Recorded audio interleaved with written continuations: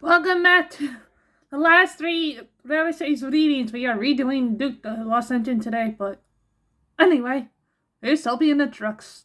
Toby trucks in trouble. He was in a lorry.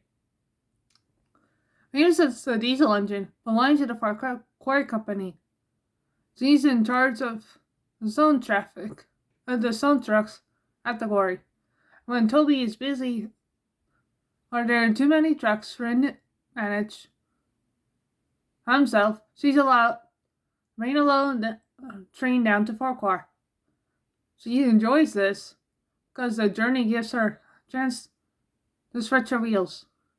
Besides, she sometimes felt too dull up at the quarry, with no one to talk to but trucks. But most of the way, the line runs by a road, besides a road, beside a road. Mavis is always careful, especially at the place where Thomas once had an argument with a policeman.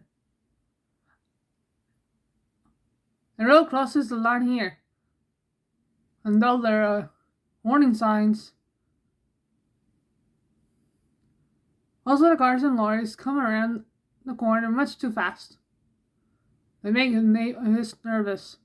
There'll be an accident one day, Mavis' driver often says, as they pass the place. And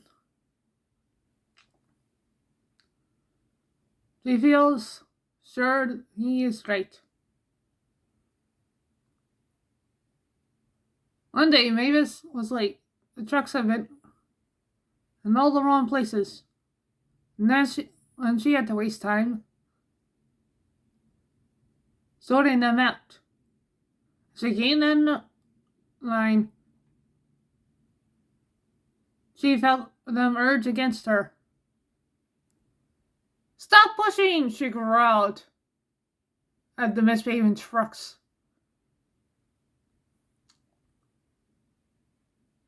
They neared the crossing and Mavis saw a lorry coming towards them. They'll stop when he sees us, she thought. But she couldn't know that the lorry driver was new to the island. Last thing he expected to see was a train. Much too fast, the lorry crossed and pushed the corner. Too late, the driver realized it was sharper than he expected. He swerved, and at that moment, he saw Mavis halfway across the road. He braked hard and swung the steering wheel, but he was too late.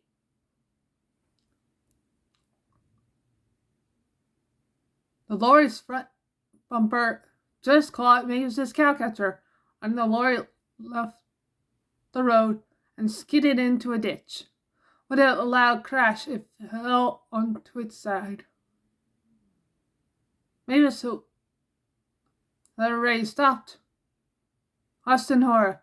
"Ouch!" she exclaimed. "That hurt!" "I didn't push him over," she cried in alarm. The driver laughed and jumped down.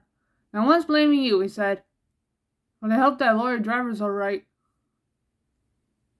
The lorry's right hand door was deep in the ditch. But now a figure could be seen struggling to climb out at the other side. Mrs. driver went to help.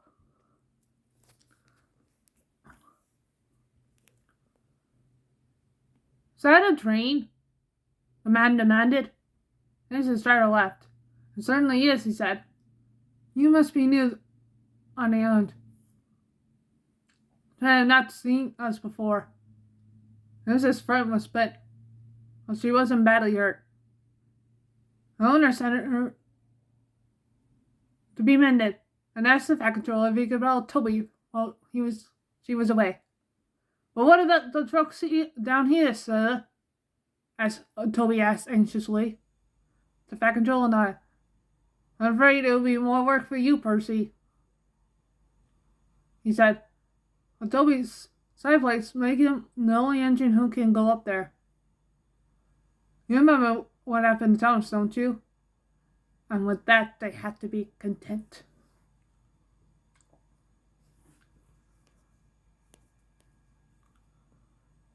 Toby Seaside Holiday. The Fat Controller first met Toby and Henrietta a long time ago. When he was on holiday in East Anglia. Hey, when their line was close, the Fat Controller heard about what had happened and brought them to Sodor. Before that, Toby had worked at a harbor with several of his brothers. The harbor had been busy, and the engines were kept bustling about. But Toby had never had a chance to exercise his pistons properly. He had his own line to run on. One day, Toby was resting alone in the shed at Farquhar. Earlier, Percy had been talking about the harbor in Efford. Toby remembered the old days when he had worked at a harbor too.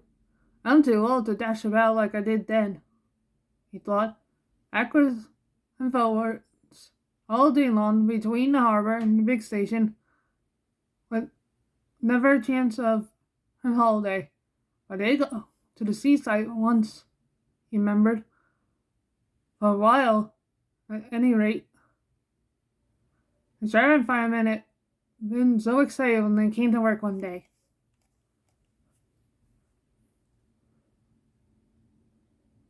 We have been promised a trip to the seaside, they said.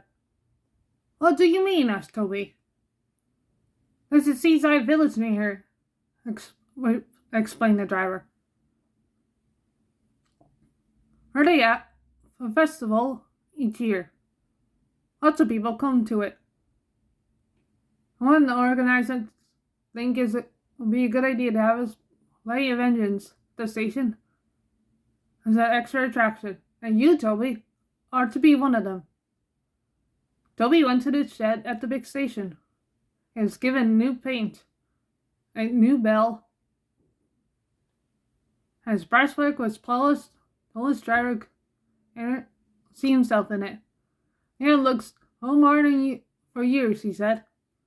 I nearly didn't recognize you. They set out for the junction where the branch line to the village began. They arrived. A train came in from the branch. The engine was younger than Toby, but he was sturdy. Its rods clanked and steam leaks from everywhere. The poor engine, said Toby. Could I help pull this train to the next train to the seaside, please? The station master agreed, and Toby was coupled in front.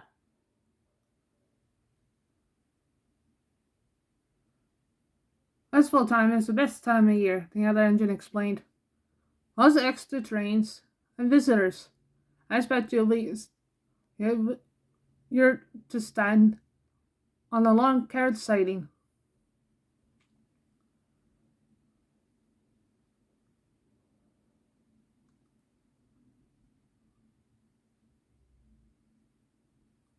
They soon reached the seaside station, when the station master came out to meet them. He was surprised to see Toby.